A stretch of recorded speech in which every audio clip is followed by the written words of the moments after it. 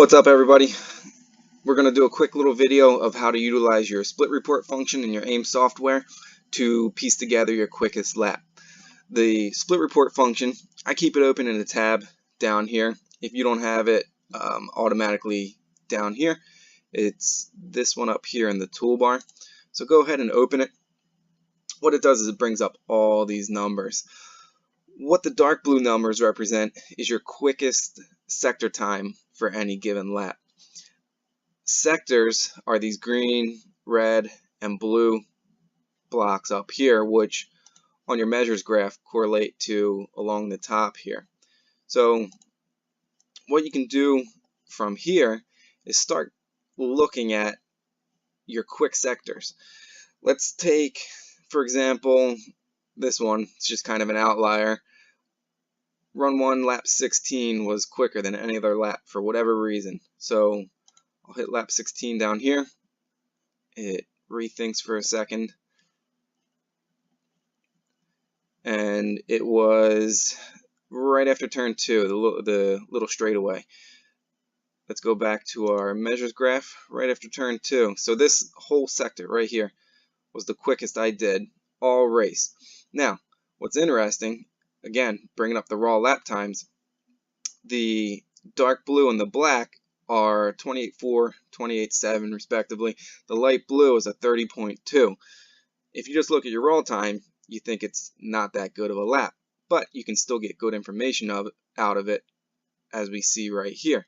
So what we're going to do is, if you remember my last video using the delta function up here, if you look at it, it looks like I was slow in to turn 2, but was able to accelerate sooner.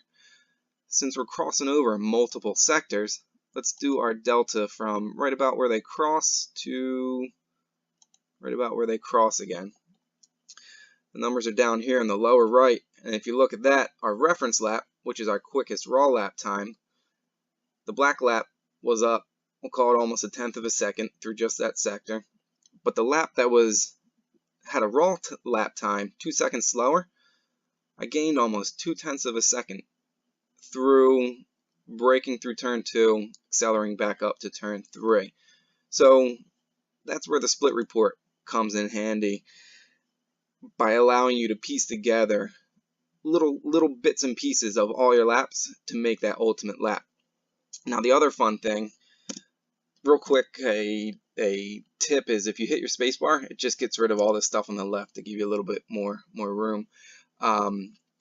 What the software does for you is it adds up all these sectors for you to give you what's called a theoretical best lap.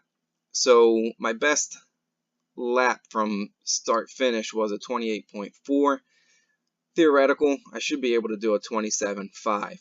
What that means is there's speed left in the car, I just haven't been able to piece it together.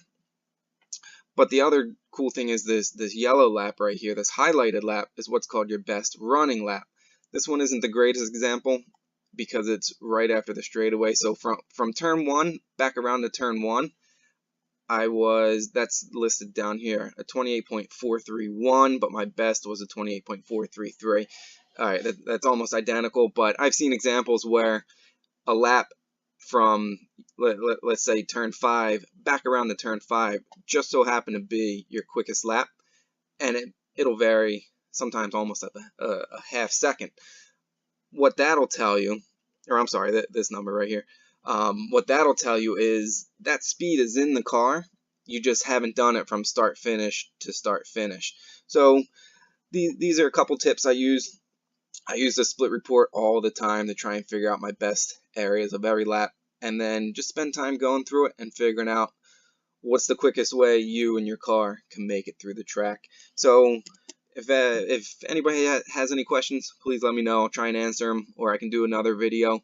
Don't forget to subscribe. I'll be doing a couple more videos like this, and I appreciate it. Thanks.